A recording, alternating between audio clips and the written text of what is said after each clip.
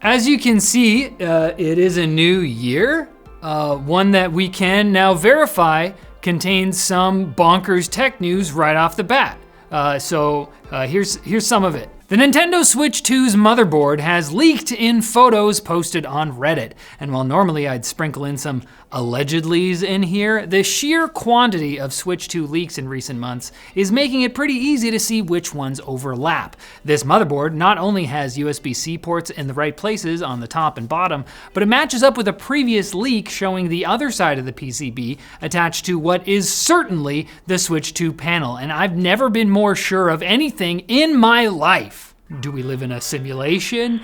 I don't know, but that's the Switch 2. One image shows the NVIDIA processor with text indicating it was built on a slightly older Samsung 8nm node, leading some to express concerns that the console's graphics won't be able to render Mario's nipples at the 4K and 60 FPS they deserve. Others, like YouTuber The Wolf Den, aren't as worried. LOL ratio! In fact, Nintendo just filed a patent yesterday, spotted by Laura Kate Dale on Blue Sky, that describes upscaling techniques. And since Nvidia's DLSS is the best in the game, I'm sure the Switch 2 will do justice to whatever nips may slide on to its display. Sounds painful. So when the heck is Nintendo gonna speak up about this console? Well, they're gonna talk about it sometime in the next 3 months, according to the Game Awards Twitter account for some reason. Look, Jeff Keighley's just protecting his shy Japanese mega corporation friend.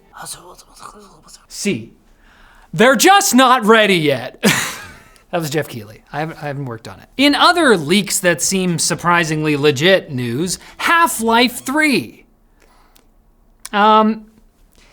It seems like it's happening. YouTuber and data miner Gabe Follower, who's been responsible for some reliable info in the past, claims his sources say Valve has begun friends and family playtesting for the project codenamed HLX, which is strongly believed to be Half-Life 3. His video goes through many more breadcrumbs, but speculation was truly set ablaze when Mike Shapiro, the voice actor for Half-Life characters G-Man and Barney, tweeted a video speaking in a G-Man-esque voice and teasing unexpected surprises in the new year. Unexpected surprises. The last time Shapiro did something like this was back in 2020 during the launch of Valve's VR title Half-Life Alyx. Now, this may be solid proof that we can soon expect at least another Half-Life game. It may also be a promo for Shapiro's own music, given that the painting shown in the video is the art from the 2-week-old Mike Shapiro single, Best Long Dog. The best dog in the world.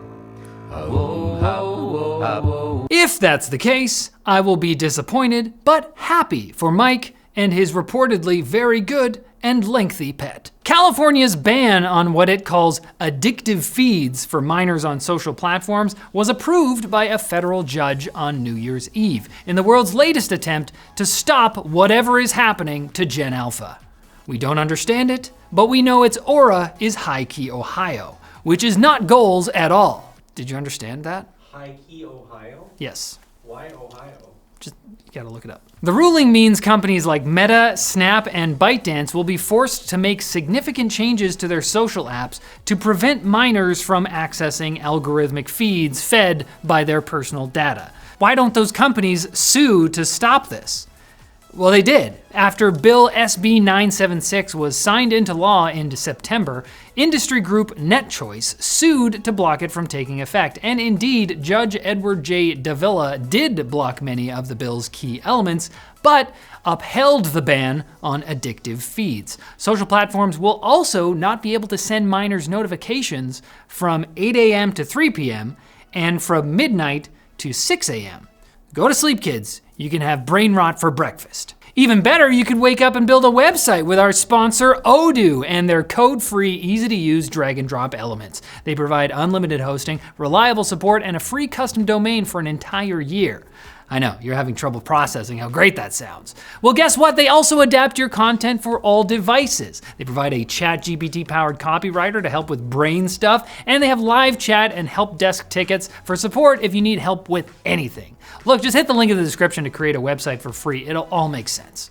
Oh, Turns out there are quick bits in the new year too, which I honestly wasn't expecting, but okay. Honey, the scam posing as a coupon finding service, has been hit by a class action lawsuit filed by a group of lawyers and YouTubers, including Wendover Productions and Legal Eagle, aka Devin Stone, who says after watching YouTuber Megalag's recently posted expose, he was furious. Presumably because he found out about Honey stealing influencers' affiliate link commissions, and not because he couldn't understand Megalag's Kiwi accent. Whoa. What? I understood him fine. I just thought, isn't it cool that people talk differently? Pornhub parent company ILO has blocked access to its network of adults' websites in Florida and South Carolina, who just joined a list of 16 other US states who have passed age verification laws to prevent minors from accessing adult content. It was 17 other states, but a judge blocked the law in Tennessee, and an investigative Redditor from the state confirmed they can still access the site. Doing the hard work so you don't have to, or in case you can. That was a pun. A map from 404 Media shows that ILO sites are now blocked across nearly half the country if you're going by landmass, which I don't know why you would. The US Treasury Department says that Chinese hackers broke into several workstations and accessed classified documents in what the agency called a major cybersecurity incident, as opposed to the normal ones that happen every Tuesday. The breach comes as US government officials are still trying to get hackers out of the country's telecoms networks, which is hard when they can squeeze through gaps the width of a pencil or the length of a human hair or something. They squish their bones flat or something. I don't get it. And a software engineer helping to maintain the Diaspora Federated Social Network said that while investigating load spikes in the project's infrastructure, he discovered that around 70% of requests received by those websites are sent by bots collecting data to train large language models.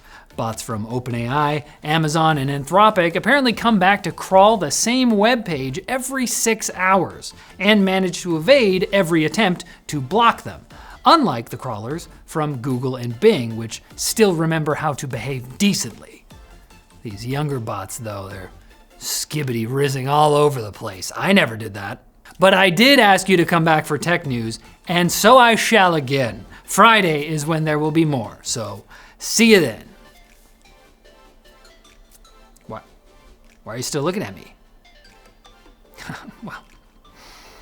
Well, this is awkward.